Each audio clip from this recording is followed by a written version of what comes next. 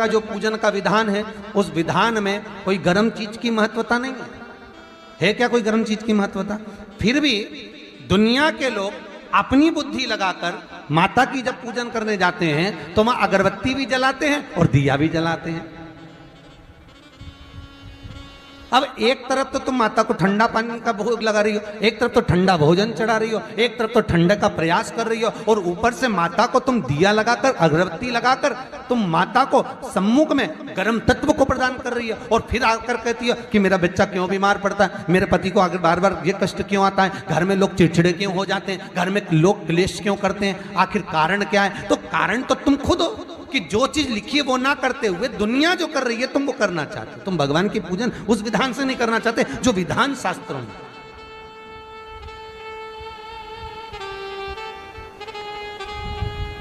जो शास्त्रार्थ विधान कहता है।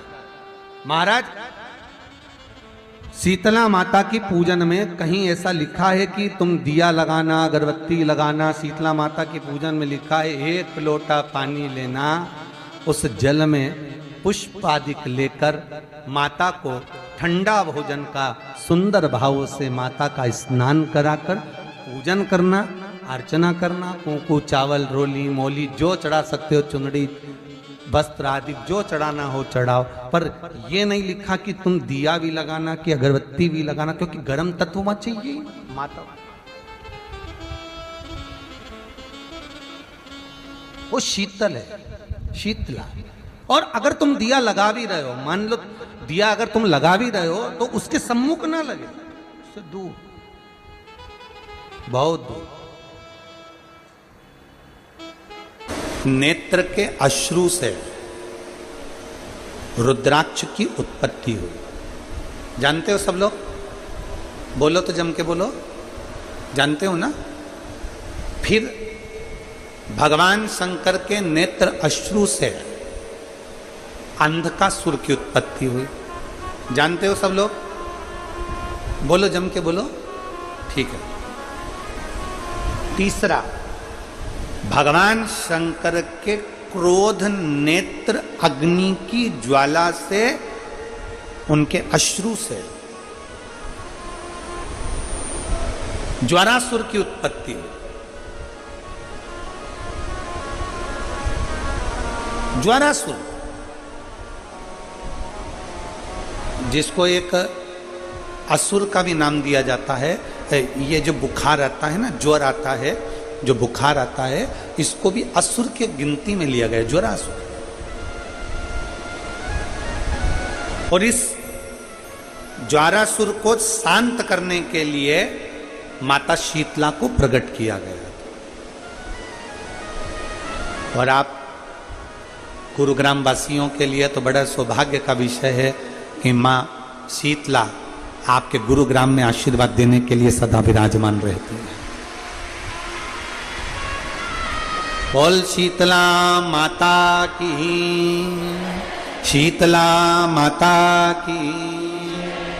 माँ इस गुरुग्राम में माता शीतला अपने भक्तों के आशीर्वाद देने के लिए सदा विराजमान है। ज्वारासुर को शांत करने के लिए माँ शीतला को प्रकट होना पड़ा था।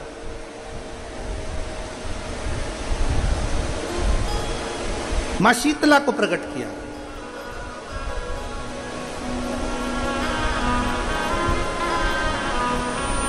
महापुराण की कथा कहती है कि शिव को ढूंढने के लिए बहुत दूर हमको जाने की जरूरत नहीं पड़ती। भगवान शंकर को यदि हमें ढूंढना ही है तो एकांत में बैठकर जब हम पंचाक्षर मंत्र नमः शिवाय, षडाक्षर मंत्र ओम नमः शिवाय का जप करते हैं या मुख से श्री शिवाय नमस्तुभ्यम कहते हैं, तो जितनी मौनता में, जितनी शांति में हम शिव को ढूंढने का प्रयास करते हैं, उतनी ही जल्दी शिव हमारी उन श्वासों में से हमको दर्शन जरूर देता है।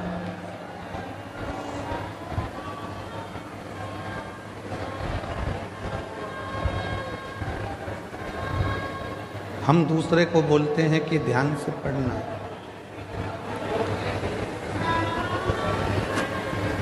हम दूसरे से बोलते हैं कि ध्यान से पढ़ाई करो, ध्यान से गाड़ी चलाना, ध्यान से काम करना। और ऐसा नहीं है कि केवल एक या दो ही लोग ऐसा बोलते हैं, बहुत सारे लोग। आप अपने बच्चों से भी कहते हो ध्यान से पढ़ो, ध्यान से पढ़ाई करो, ध्यान से गाड़ी चलाओ, ध्यान से काम करो। परशु महापुराण की कथा कहती है कि पहले हम दूसरे से कह सकते हैं कि ध्यान से काम करो, ध्यान से गाड़ी चलाओ, ध्यान से पढ़ाई करो। परशु पुराण की कथा कहती है कि पहले अपने को भी, अपने ऊपर भी ध्यान देना जरूरी है। कहीं हम अपने पथ से तो नहीं भटक रहे, कहीं हम अपने पथ से तो नहीं भटक रहे।